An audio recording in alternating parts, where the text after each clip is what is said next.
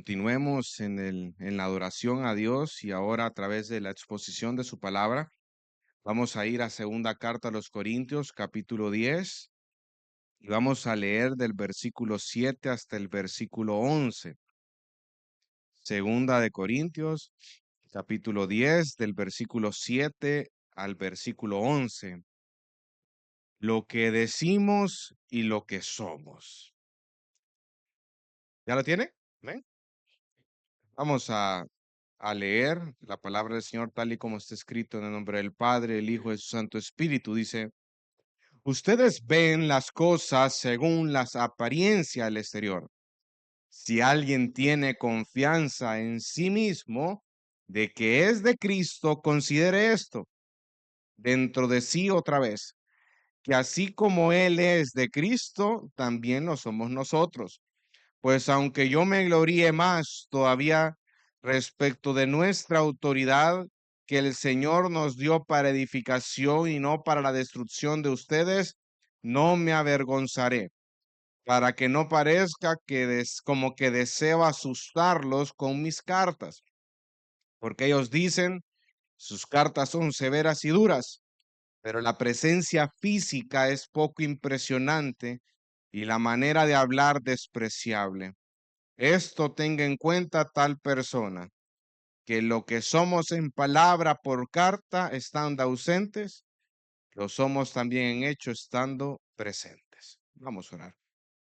Padre, te damos gracias porque nos permites en esta mañana poder reunirnos para aprender de tu palabra, para poder ser edificados a través de la predicación de la misma.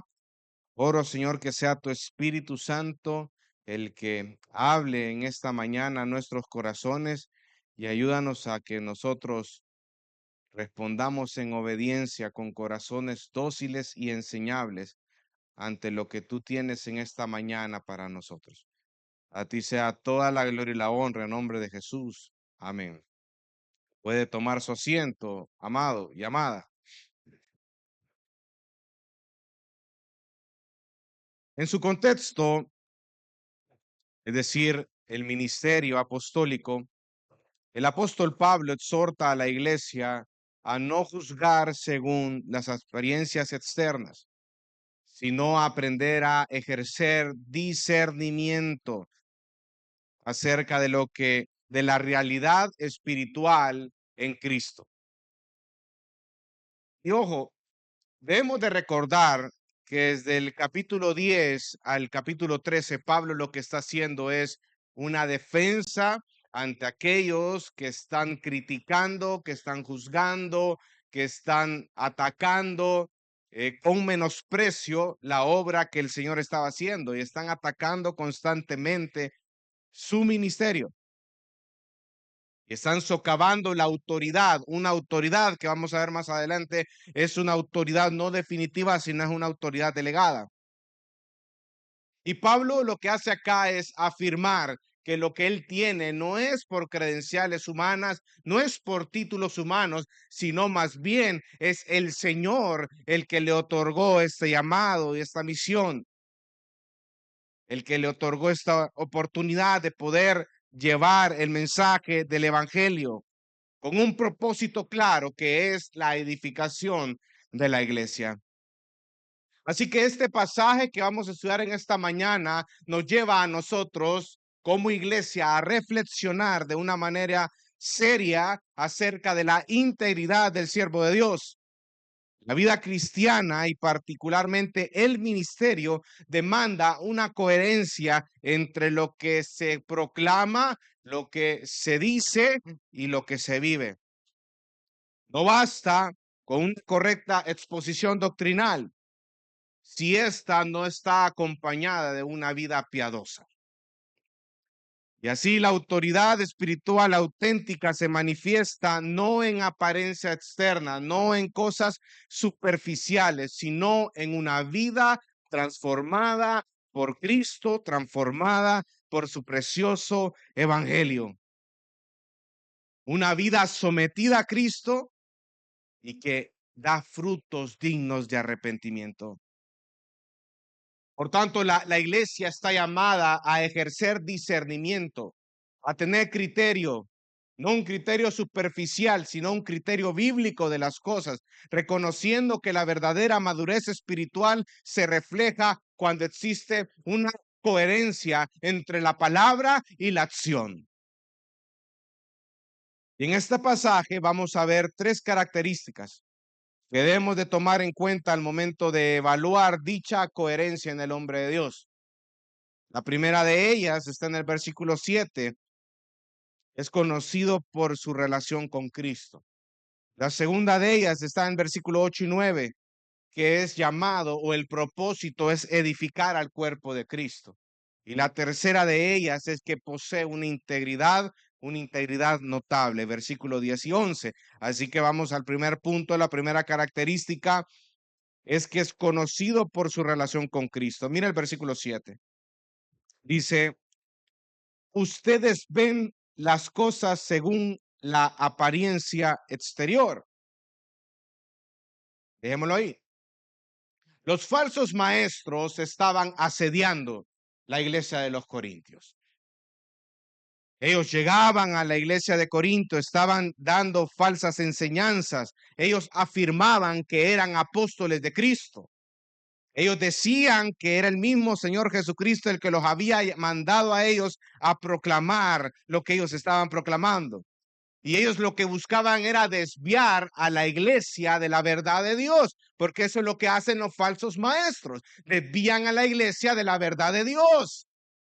Mantendrían ocupado a la iglesia en otras cosas menos en la palabra de Dios, porque la palabra de Dios es lo único que puede transformar con la ayuda del Espíritu el corazón de las personas.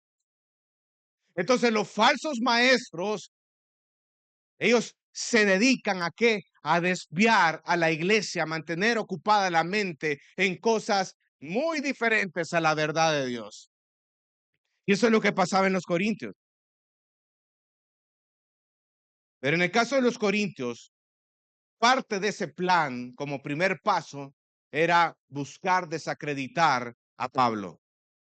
Porque si ellos desacreditaban a Pablo, es decir, el mensajero, ellos iban a desacreditar el mensaje que Pablo llevaba.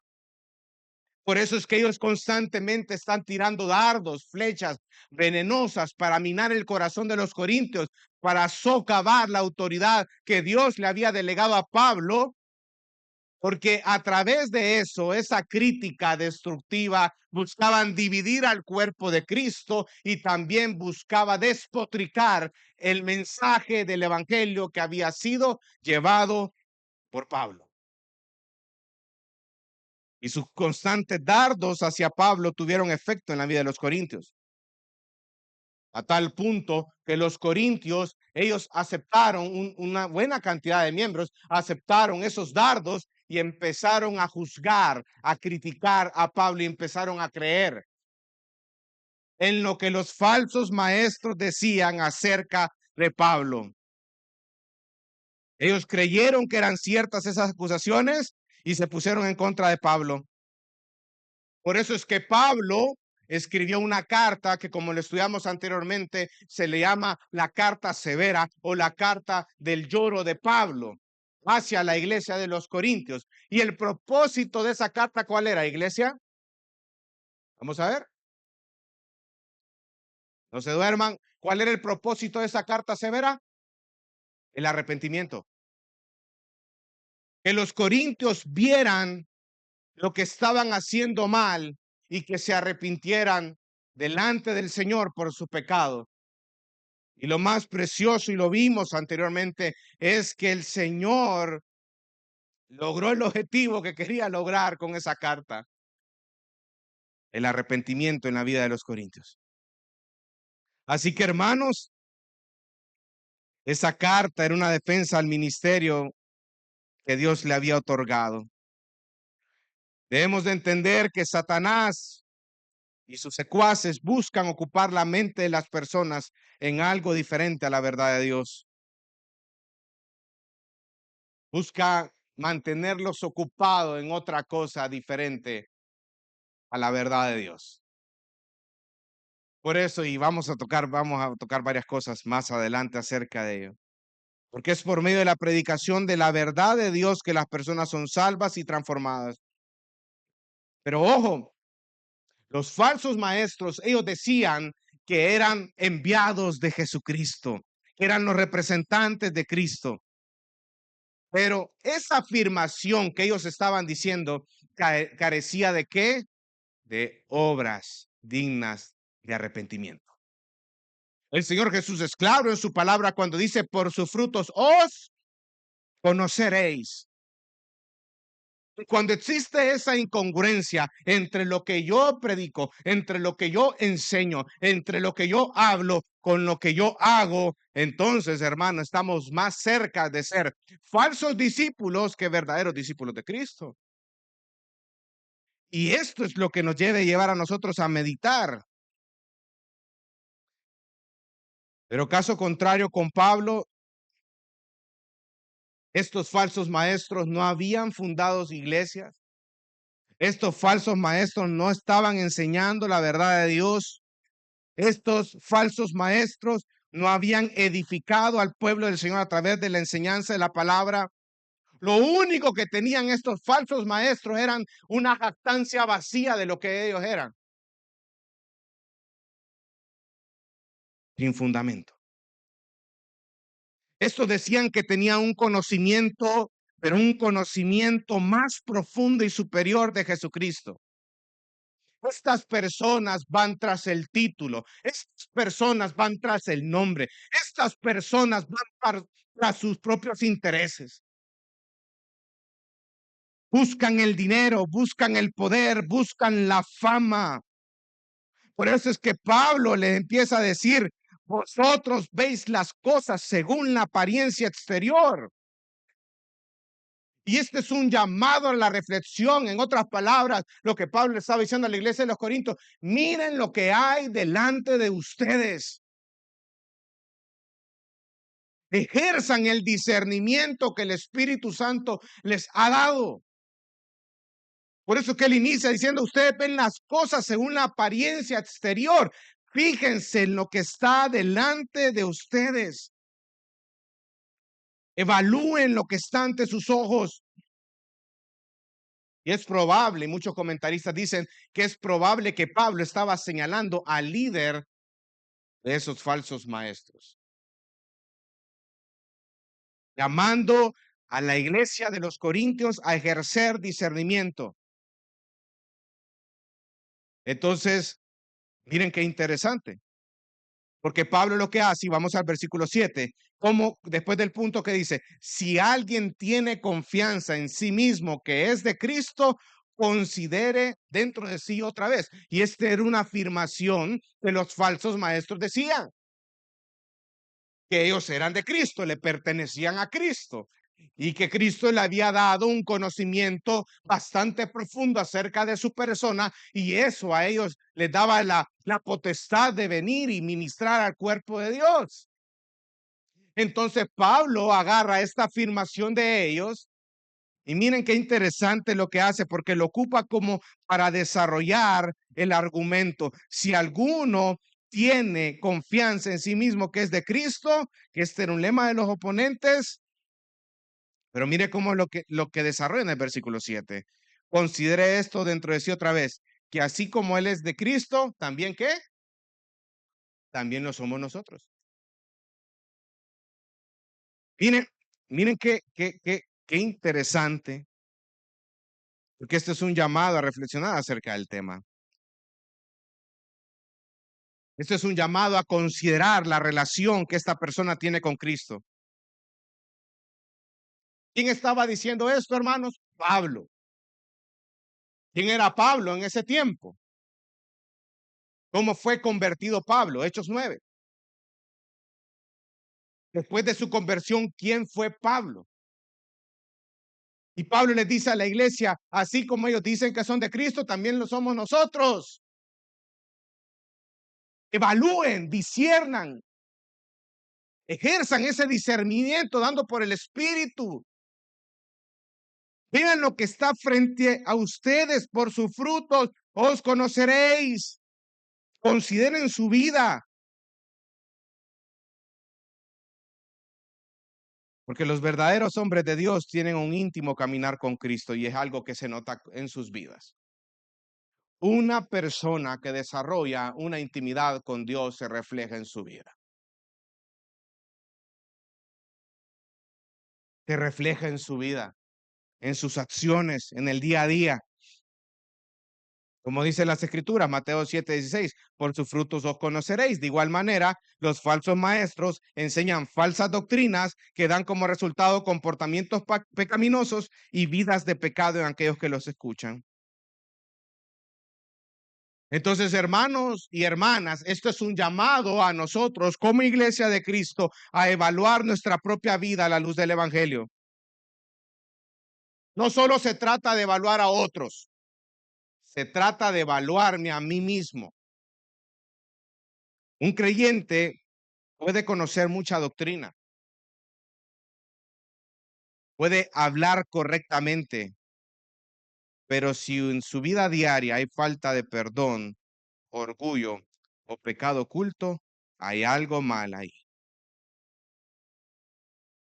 Pregunta para usted y para mí en esta mañana, ¿otros pueden ver a Cristo en mi carácter? Porque esto es lo que nos llama en la mañana de hoy. ¿Tu familia puede ver el carácter de Cristo en tu vida?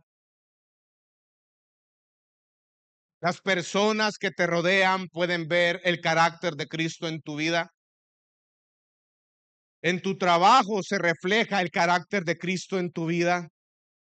¿Tus compañeros de trabajo ven que tú eres alguien que verdaderamente teme a Dios y refleja la humildad, la mansedumbre de Cristo? Porque la fe verdadera siempre produce transformación visible.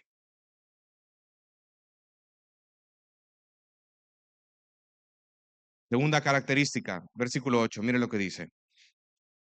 Pues aunque yo me gloríe más todavía respecto de nuestra autoridad que el Señor nos dio para edificación y no para la destrucción de ustedes, no me avergonzaré. La primera parte dice, yo me gloríe más todavía respecto a nuestra autoridad, pero esa autoridad es una autoridad absoluta según ese versículo, amada iglesia. No, esa autoridad ha sido dada ¿por quién? Por Dios, por nuestro Señor. Entonces esa es una autoridad delegada. Pablo le pertenece a Dios y del Señor, y él ha recibido del Señor el que una autoridad apostólica de la cual podía gloriarse justificadamente. Pero él no se vanagloriaba él mismo, sino que, como dice en primera carta a los Corintios, y dice despuesito segunda de Corintios, el que se gloríe, ¿qué dice? Gloríese en el Señor. Cada vez que Pablo afirmaba esta verdad, era limitado por su humildad, hermano. Pero qué orgulloso Pablo decir, me voy a gloriar más. Es que usted tiene que entender, es por lo que él se estaba enfrentando en este momento. Y aquí no está diciendo él con orgullo esa afirmación, sino que lo hace con humildad, porque lo han llevado a un punto de que si empiezan a negar que él era un enviado de Jesucristo, primero el mensajero, después el mensaje. Pero es una autoridad delegada. Y lo que hace Pablo acá es destacar el origen de esa autoridad. Es Dios mismo. Mis amados hermanos, debemos de entender que Dios delega autoridad. La única autoridad absoluta que tenemos, según las Escrituras, es Dios mismo, pero Dios delega autoridad. Delega autoridad a los pastores para gobernar la iglesia del Señor conforme a las Escrituras. Delega la autoridad a los gobernantes para gobernar las naciones. Delega autoridad a los hombres, a los mayordomos de las casas para gobernar los hogares. Pero él delega y esas personas no son la autoridad absoluta. Si no recuerden las palabras del apóstol Pedro cuando le estaban prohibiendo que él llegara a predicar el evangelio de Jesucristo. Los gobernantes, ¿y qué dijo Pedro? Me es necesario obedecer a Dios antes que a los hombres. Entonces no es una autoridad absoluta, es una autoridad delegada. Y ojo, amada iglesia, si tú eres hombre y Dios te ha delegado una autoridad, Dios también te va a rendir cuentas de eso que has hecho. Que hay una responsabilidad de por medio. Y eso, hermano, debe hacer que nuestro corazón tiemble. Poder agradar a Dios continuamente en lo que Él nos ha otorgado por su gracia.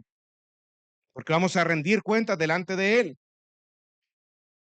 Y esto debe de producir en nosotros el qué, hermano. El hecho de que Dios ha delegado una autoridad en mí. ¿Qué debe producir en mí? Orgullo, vanagloria, soberbia, humildad. Humildad. Humildad. Pero mira el versículo 8, dice, pues aunque yo me gloríe más todavía respecto a nuestra autoridad que el Señor nos dio, ¿para qué? Ese es el propósito de la autoridad. La autoridad ha sido dada por Dios para edificación.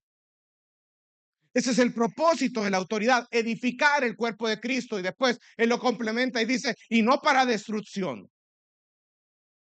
Entonces el propósito es edificar. El verdadero hombre de Dios tendrá un impacto positivo en la iglesia para edificar, fortalecer y ayudar a madurar a través de la predicación de la palabra. Pablo se tomaba en serio el llamado de Dios y él había dedicado su tiempo y su familia, su tiempo en la predicación de la palabra. Y Dios utilizó a Pablo para fundar iglesias por su gracia y por su misericordia. Muchas personas fueron convertidas a través de la predicación del evangelio. Él estableció iglesias a lo largo del imperio grecorromano. Él discipuló líderes, entrenó a los santos. Dios lo había utilizado como herramienta útil para edificación del cuerpo. Porque el propósito de la autoridad, amado hermano y amada hermana, es edificar. No destruir es la edificación. Por eso es que dice en el versículo 8, dice, y no para la destrucción, y hace el contraste, la destrucción de ustedes. Porque el objetivo es la madurez, tanto colectiva como individual. Cuando se busca edificar, también se busca la unidad del cuerpo de Cristo, el bien común, exaltar a Cristo. Pero me llama mucho la atención que en este versículo se mencione y no para vuestra destrucción, porque él está refutando las acusaciones que los falsos maestros están haciendo. En otras palabras, Pablo está de una manera muy sabia, está llevando a la iglesia de los Corintios a que ellos mediten, disciernan. Miren lo que ha provocado estos falsos maestros. ¿Ustedes creen que estos falsos maestros han edificado en la iglesia de los Corintios? ¿Ustedes creen que estos falsos maestros los han edificado? Ustedes le está diciendo. Porque si busca edificar, no debe de buscar destruir. No deben de buscar hacer divisiones, disensiones dentro del cuerpo de Cristo. Lo está llamando a que ellos reflexionen y mediten y no para vuestra destrucción, porque él está refutando las acusaciones de su ministerio, porque el ministerio era otorgado por Dios y a veces es duro, sí, es duro, hermano, el ministerio es muchas veces duro, pero caso contrario, a los falsos maestros estaban buscando la división. Contrario al verdadero hombre de Dios, el hombre de Dios busca la unidad del cuerpo. El falso maestro no, busca dividir, trae discordia, división, destrucción. Y todo eso va en contra de lo establecido por Dios en su palabra. Van viendo cómo él va desarrollando el argumento, iglesia. Por sus frutos os conoceréis. ¿Ustedes creen que esos falsos maestros están enseñando la verdad de Dios? Vean sus vidas, evalúen sus obras, vean lo que están haciendo dentro de la iglesia. ¿Están uniendo a la iglesia a través de la enseñanza? No. ¿Qué están haciendo? Están dividiendo al cuerpo de Cristo. Entonces, ¿cómo tú puedes afirmar que lo que esta persona está haciendo viene de Dios y está dividiendo al cuerpo de Cristo? Si está buscando alejarlo de la verdad de Dios, ¿cómo la iglesia va a ser nutrida si está lejos de la palabra de Dios? No se puede. No se puede. Y él está llevando a la iglesia a que medite, pero hay una fuerte advertencia con aquellos que buscan destruir el cuerpo de Cristo, que dice en 1 Corintios 3, 16 y 17, se lo voy a leer, dice, ¿no sabéis que sois templo de Dios y que el Espíritu de Dios habita en vosotros? Si alguno destruye el templo de Dios, Dios lo destruirá a él, porque el templo de Dios es santo y eso es lo que vosotros sois. Palabras fuertes, ¿verdad, hermanos? Pero sí quisiera resaltar que en algunos casos la destrucción, la corrección, la disciplina es necesaria como medio, pero nunca es el propósito final. ¿Cuál es el propósito de la disciplina? Restaurar. No solo es destruir, el propósito es restaurar. Así como una construcción normal. Ustedes han visto a veces cuando hacen grandes remodelaciones. Yo no sé si ustedes han visto alguna vez de esos videos cuando un edificio enorme, ¿verdad?, le ponen dinamita en las columnas más, las principales y, ¡pam!, y detonan y puros sanguchitos se viene, ¿verdad? Una torre de pancakes, ¿verdad?, para que ustedes me entiendan, para abajo, y se destruye. Un edificio enorme de 40, 50 niveles es destruido. Sacan todas sus fundaciones y luego empiezan a construir un nuevo edificio. Esa es la idea. Destruir para volver a construir. Y es bastante interesante porque Pablo está tratando de llevarlos a ellos al punto. Miren el versículo 8 dice, no para la destrucción de ustedes, no me avergonzaré.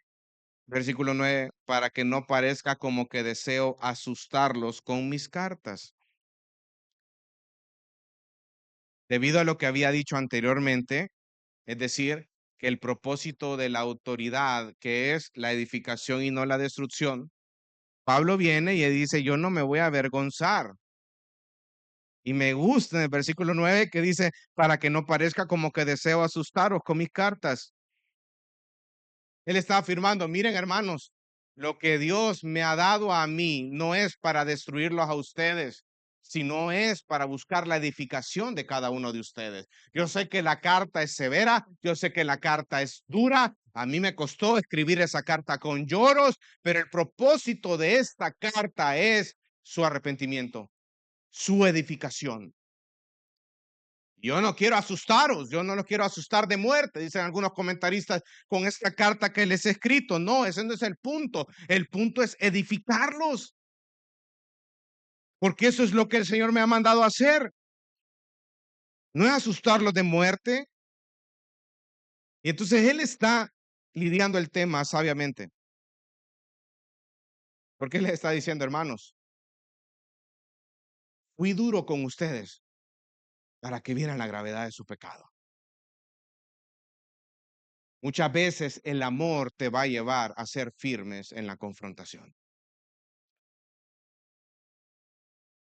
Y eso es lo que Pablo está haciendo acá, porque el objetivo era el arrepentimiento y que ellos experimentaran las bendiciones de Dios a través de ese arrepentimiento. Él prefería el amor y la mansedumbre antes de la vara de corrección, 1 Corintios 4:21. Pero en este momento era muy necesaria la corrección. Entonces aquí, hermano, me da otro como característica que nosotros podemos tomar en cuenta. Los verdaderos hombres de Dios buscan preocuparse por otros. Los falsos no buscan preocuparse por otros. Ellos buscan por preocuparse por sí mismos, por lograr sus intereses. ¿Esto es amar? Según la Biblia. 1 Corintios 13:4 dice que el amor no busca lo suyo, no es egoísta. El amor del cristiano es un amor que debe ser sacrificial para él mismo, para otros. Los verdaderos hombres de Dios se preocupan por otros. El buen pastor da la vida por sus ovejas, pero el asalariado, dice la palabra, no le preocupa el rebaño. Juan 10 del 11 al 13. ¿Cómo puedo aplicar este principio a mi vida, hermano? Valora el equilibrio entre firmeza y mansedumbre. Pablo no evitaba confrontar, pero tampoco abusaba de su autoridad. ¿Cómo podemos aplicarlo en nuestra vida? Aquellos que somos padres, un padre que solo corrige con dureza a sus hijos, puede endurecer a sus hijos. ¿Qué dice la Biblia? Padres, no provoquéis a ira a vuestros hijos. Si tu único acercamiento con tu hijo, con tu hija, es solo para aplicar vara de corrección, hermano, lo que vas a hacer en el corazón de tu hijo es crear una gran raíz de amargura frente a ti. Porque ellos van a pensar que cuando papá o mamá se acerca con ellos, solo vienen con el chilillo, a darle. Pero hay que tener sabiduría. Por otro lado, un padre que nunca corrige los deja sin dirección. Y ahora está muy de moda eso, ¿verdad? La crianza respetuosa. Hay que el niño llora y uno no lo puede corregir, sino que uno tiene que ir, mira, ¿qué es lo que te gusta a ti? ¿Qué quieres hacer? Libera tus emociones, quiero entenderte.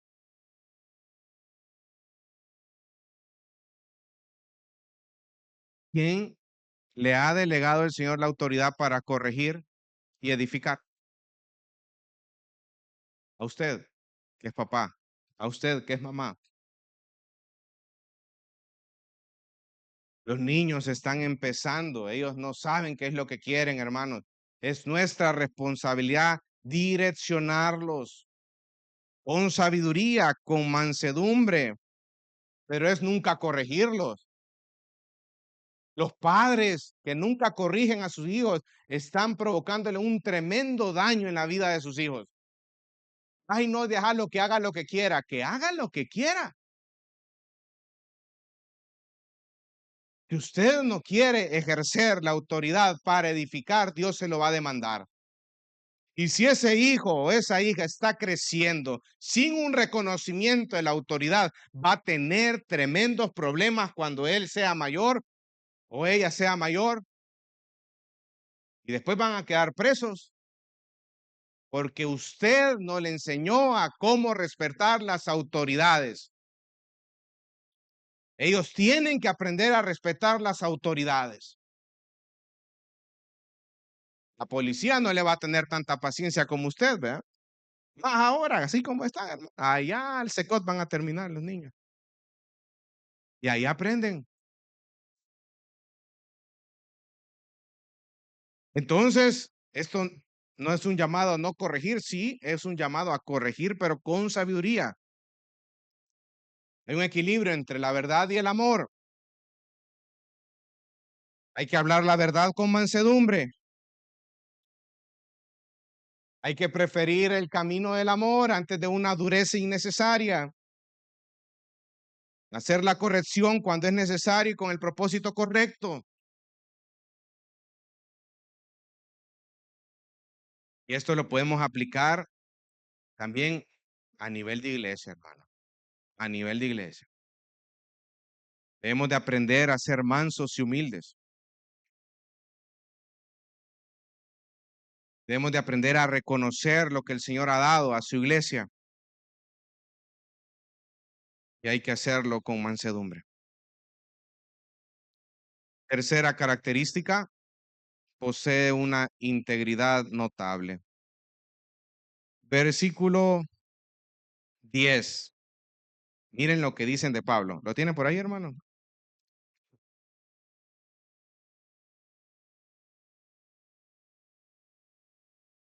Dice, porque ellos dicen, sus cartas son severas y duras, pero la presencia física es poco impresionante y la manera de hablar despreciable.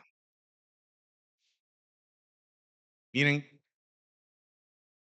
miren lo que estaban diciendo los falsos maestros, los opositores de Pablo. Estaban diciendo, este se hace el bravito,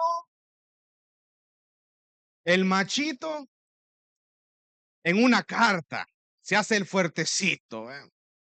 Pero ya cuando él viene de manera presencial es poco impresionante, es débil. Miren cómo le están atacando. Dice, cuando está ausente es duro, pero es débil cuando está en persona. Y en primer lugar, nosotros no podemos negar que Pablo fue utilizado por Dios. Dios lo ocupó mucho, porque sus escritos eran claros, espirituales, convencía con la verdad, pero él debía de instruir y corregir a la iglesia.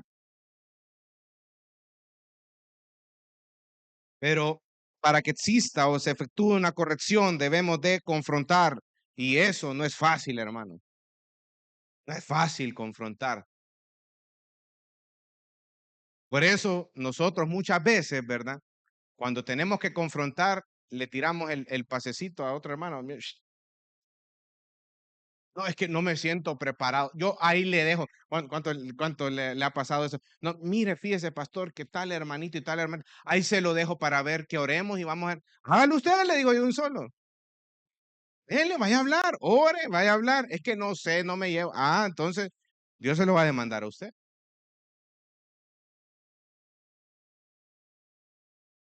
Pero hay que tener sabiduría, hay que tener tacto, mansedumbre para poder aplicar la confrontación en amor, porque lo que va buscando es la edificación del otro hermano, de la otra hermana.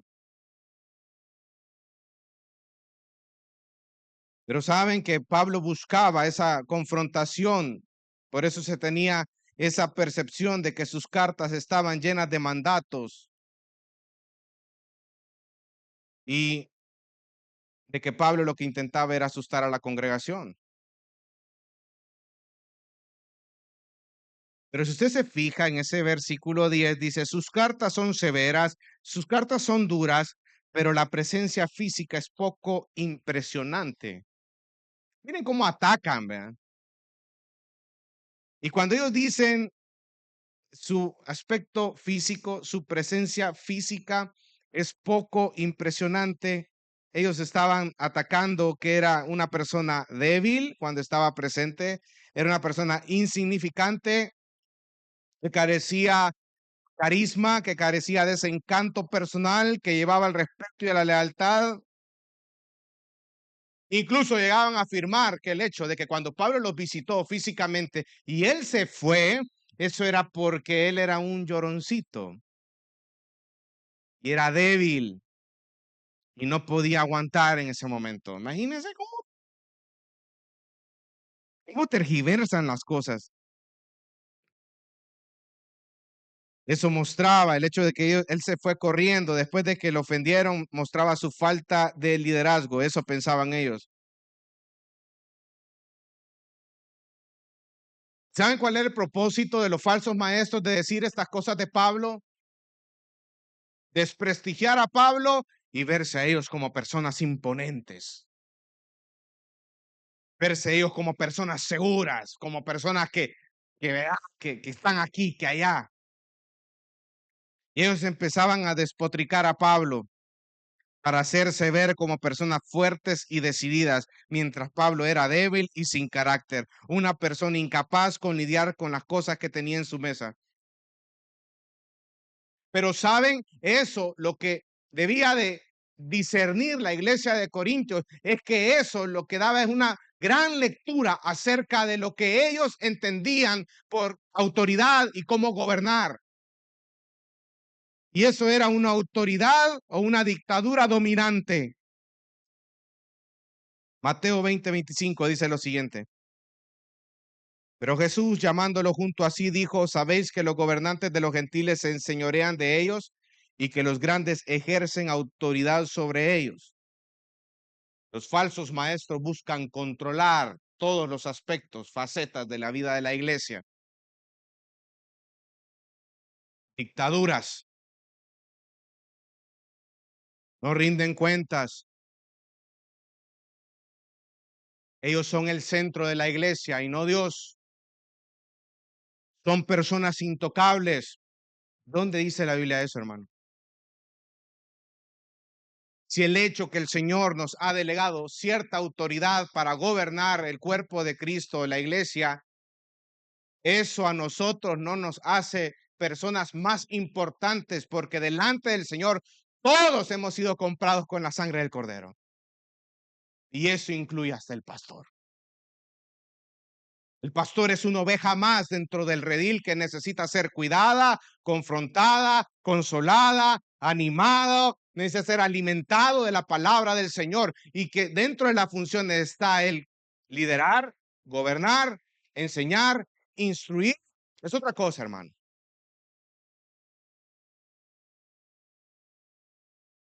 Pero estos no habían entendido eso. Tenían una dictadura dominante. Pero el modelo de Jesús es totalmente diferente. Vamos a Mateo 20 para 20:26. Mateo 20:26.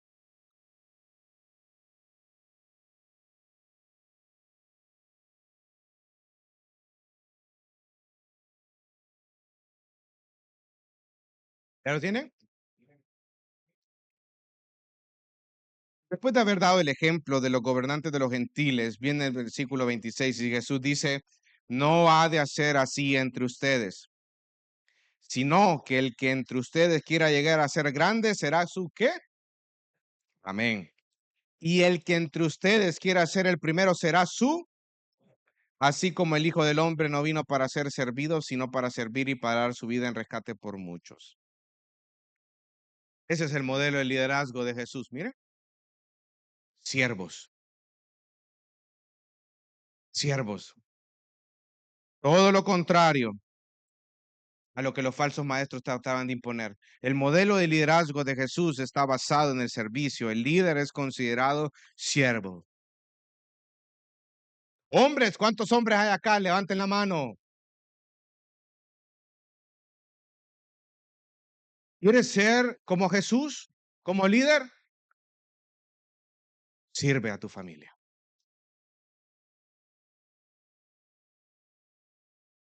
Tú entras a la casa y sientes que porque eres el hombre de la casa, vienes y todos te tienen que servir, hermano, no has entendido lo que el Señor nos manda hacer en su palabra. Es a servir a nuestra esposa, aquellos que estamos casados, a nuestros hijos. Ay, no, es que, ay, no, no, es que yo ya llego bien cansado. Yo me levanto a las 4 de la mañana y cuando llego a las 8 de la noche a la casa, ellos tienen de entender que papá anda trabajando y que viene aquí. O sea, en esos momentos donde tú te sientas así, recuerda, refresca las verdades de las escrituras. Estás llamado a servir.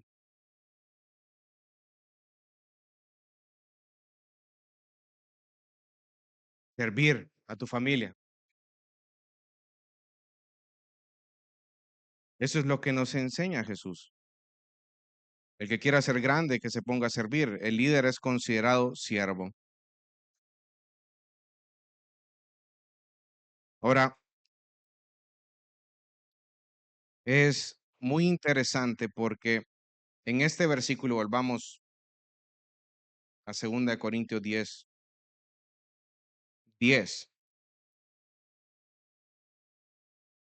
Es bien interesante porque acá lo que nos hace Pablo es una comparación entre los métodos del mundo y los métodos del Señor. El mundo dice esto, pero Dios dice así. El mundo valora el carisma, valora la presencia, valora la elocuencia, poder humano, pero el ministerio cristiano descansa en el poder de Dios. Cuando una iglesia se enfoca en espectáculos, motivación emocional, técnicas de persuasión para atraer a las personas, pero sin predicación fiel del evangelio y de la palabra de Dios, esa es una iglesia que va directamente al precipicio. ¿Cómo la iglesia crece, hermano? ¿Cómo cada miembro de la iglesia local puede crecer en madurez y en conocimiento de quién es Cristo? A través de la enseñanza de la palabra del Señor, a través de la enseñanza de la verdad de Dios. Y Dios ocupa su palabra, su Espíritu Santo nos lleva a nosotros, nos confronta, nos consuela, nos exhorta, nos anima, nos cambia. Dios ocupa su palabra de manera que nosotros no pensamos. Entonces, por eso este es un llamado a nosotros a no buscar métodos mundanos para traer a las personas a la iglesia del Señor, hermano. Lo único que nosotros tenemos que hacer es mantenernos fieles a lo que Dios nos ha llamado a hacer. Podemos mantenernos fieles a ellos, ¿saben por qué? Porque Dios nos cuida, nos preserva y nos protege. Entonces, al final todo se trata de Él. Debemos de aprender a confiar en Dios y no en estrategias humanas. Debemos de recordar que lo que produce Dios es duradero, lo que produce el hombre es temporal. Debemos de recordar que el único capaz de transformar los corazones es Dios mismo, no nosotros. Y eso nos debe de nosotros a llevar a confiar verdaderamente en Dios.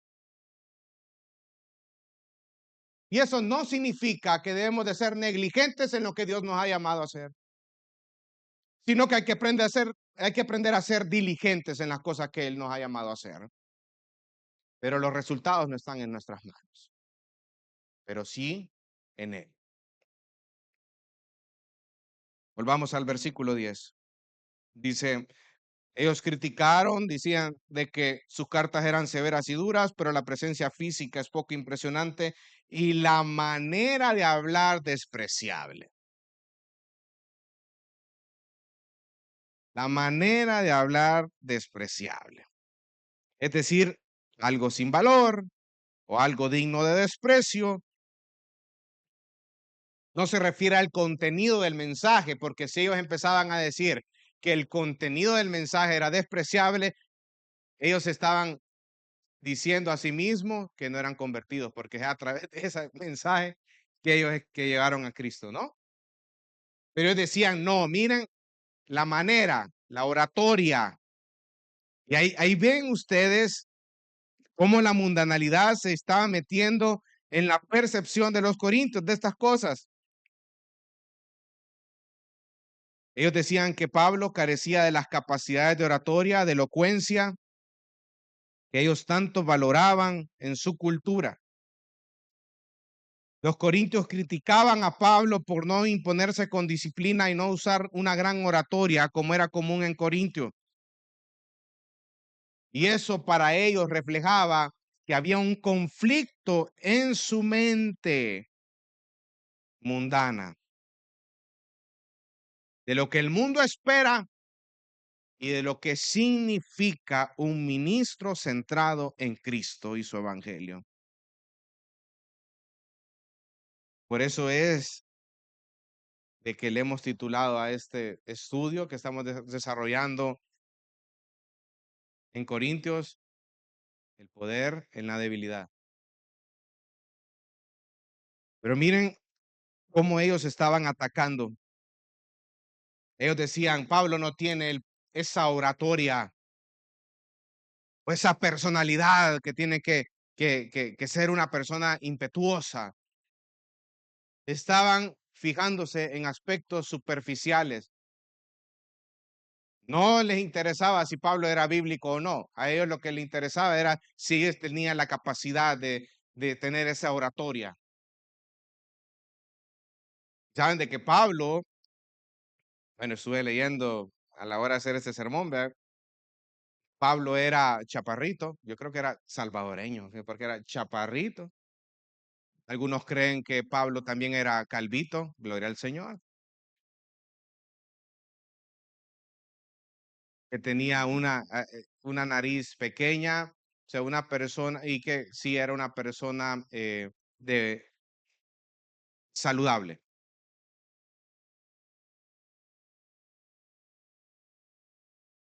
Fíjense que es bien curioso porque muchas veces evaluamos según estándares del mundo y ese es un problema. Les voy a contar algo. Fíjense que hace poco terminé de ver una serie que por culpa de Carlos y Adri me quedé picadito con esa serie que se llama La Casa de David. Una vez estábamos ahí comiendo y Carlos y Adri estábamos con mi esposa también y nos dijo, no, mira, pastor, esa serie de La Casa de David es buena, men. Tenés que leer tu Biblia, me dice, pero mírala también, men. Y hay 2 temporadas y ya me la terminé casi que en una semana porque me dejó bien picado. Incluso me dejó tan picadito, hermano, que hasta estoy leyendo ahorita Primera de Samuel, estoy estudiando Primera de Samuel. Y es interesante ver cuando el pueblo de Israel le dice a Samuel que quieren tener un rey sobre ellos. Y Dios le dice a Samuel, no te preocupes, Samuel, ellos me han desechado a mí, no a ti. Porque el parámetro que tenía el pueblo de Israel en ese entonces era, aunque Dios antes ya había dicho que les iba a dar un rey al pueblo de Israel, pero cuando estos le piden a Samuel que quieren tener un rey, el parámetro de ellos es, queremos tener un rey como las demás naciones. Ellos estaban siendo gobernados, tenían una teocracia, Dios los estaba gobernando a ellos y ellos decían, no queremos ser gobernados por Dios, queremos ser gobernados por un hombre como las demás naciones. Imagínense hasta dónde llega la necedad, hasta dónde llega un corazón amargo, hasta dónde llega el corazón insaciable del hombre, que Dios estaba gobernando a su pueblo y ellos preferían no a Dios, sino a otra persona. Vienen y se escoge a Samuel, es ungido Saúl, perdón. Una persona de buen aspecto, de la tribu de Benjamín, de una familia con sus recursos. Y él empieza a gobernar. Pero es interesante cómo Saúl, a lo largo de la historia de Primero de Samuel, él empieza a hacer cosas las cuales Dios había dicho que no tenía que hacer. Y llega un punto donde Samuel le dice a Saúl, el Señor te ha quitado el reino y se lo ha dado a otro, a David. Un hombre conforme al corazón de Dios. Tal vez físicamente hablando, David no tenía esa presentación como Saúl. Sin embargo, Dios se fija en el corazón. Lo mismo vemos acá. Y cuando usted ve a David, yo sé que David tuvo sus problemas, tuvo sus pecados, su adulterio, pero ustedes pueden ver a un David que cuando fue confrontado por Natán, usted ven a un David que no está culpando a otro, sino que está agarrando las consecuencias de sus acciones. Un hombre conforme al corazón de Dios es un hombre que continuamente está viendo lo pecaminoso de sus pecados, de su corazón, y se arrepiente de ellos. Vamos al Nuevo Testamento. Ya les dejé la tarea de ver la serie, ¿verdad? Pero Pablo se estaba enfrentando con lo mismo. Decían las personas que Pablo no tenía esa capacidad de oratoria que tenían los demás. Es poco impresionante él. La manera de hablar es despreciable. Y miren la mentalidad mundana de los corintios, pero Pablo me encanta porque él siempre lleva a Cristo a las personas. Y el verdadero hombre de Dios centra su vida y el ministerio en Cristo, no en métodos del mundo ni en métodos carnales, sino que predica la palabra de Dios con poder. El mismo Pablo dijo en 1 Corintios 2: cuando fui a vosotros, hermanos, proclamando el testimonio de Dios, no fui con superioridad de palabra o de sabiduría, pues nada me propuse saber entre vosotros, excepto a Jesucristo y este crucificado. Y estuve entre vosotros con debilidad y con temor y con mucho temblor. Y ni mi mensaje ni mi predicación fueron con palabras persuasivas de sabiduría, sino que con demostración del Espíritu y de poder, para que vuestra fe no descanse en la sabiduría de los hombres, sino en el poder de Dios. Versículo 11, y con esto ya vamos aterrizando. A esas personas que están hablando en esto, Pablo viene y les da, miren, les dice el versículo 11, esto tenga en cuenta tal persona, que lo que somos en palabra por la carta, estando ausentes, lo somos también en hechos, estando presentes. Ustedes que dicen que yo soy una persona escribiendo y que otra persona cuando estoy frente a ustedes, yo les digo que lo que yo soy en la carta, yo también lo soy estando presente de ustedes. Hay una congruencia en lo que yo hablo y lo que yo hago. Y eso nos lleva a llevar a nosotros a la integridad, a reflexionar en la integridad.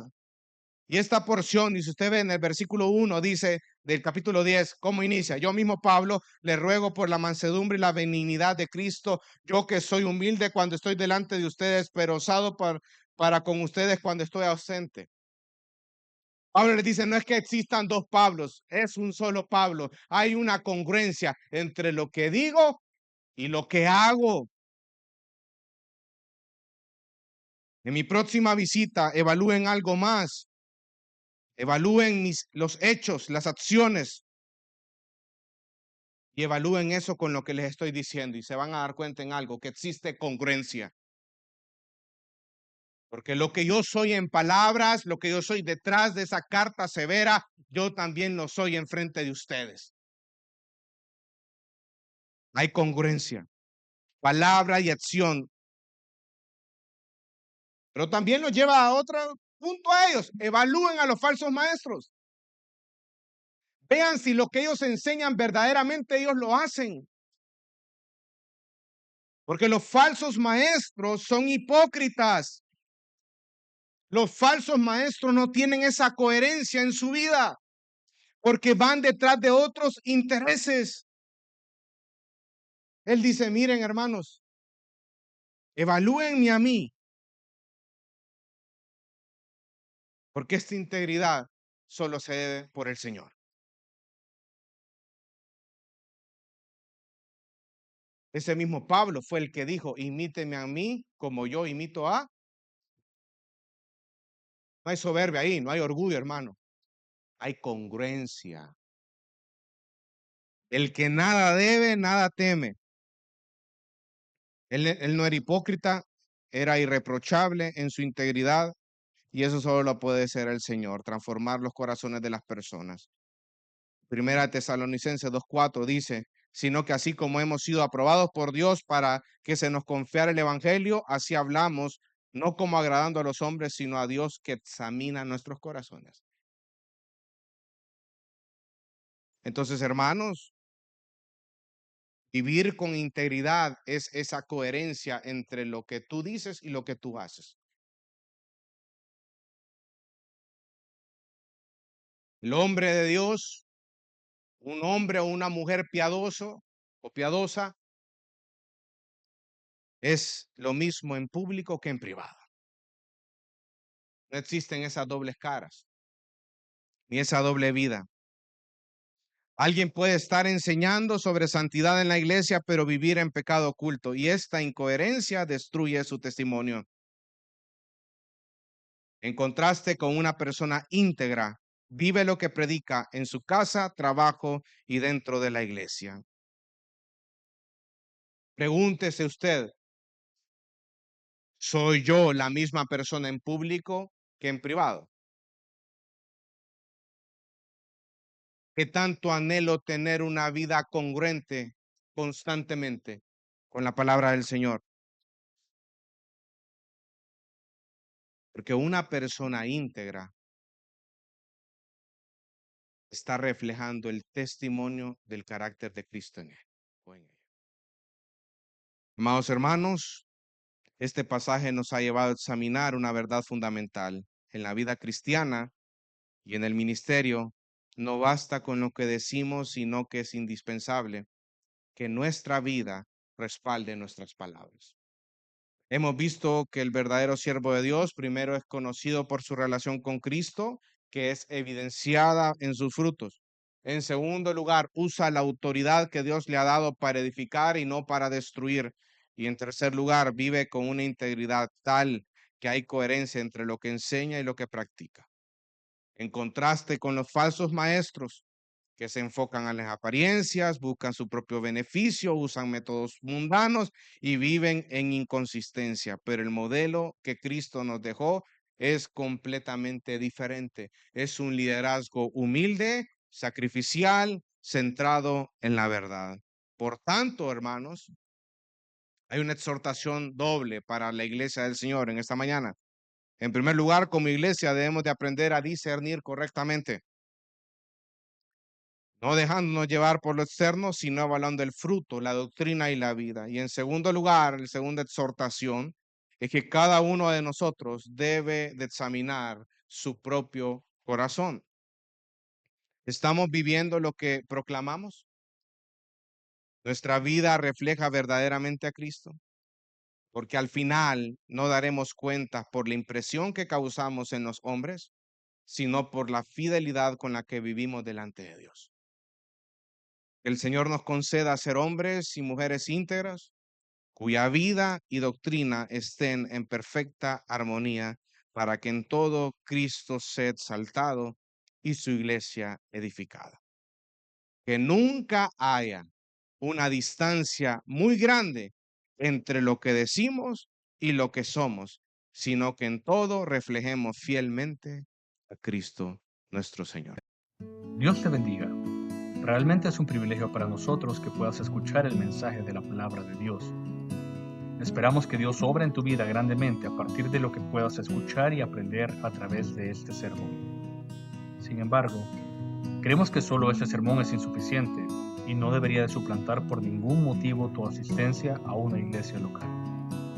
La iglesia local es el medio por el cual Dios obra en la vida de su pueblo. Te motivamos a que busques una iglesia sana donde congregarte o puedas contactarte con nosotros en nuestras redes sociales para que nos puedas visitar. Será un gusto poder servirte y que podamos juntos adorar a Dios en comunión con sus redimidos mientras aprendemos de su palabra. Que el Señor te bendiga.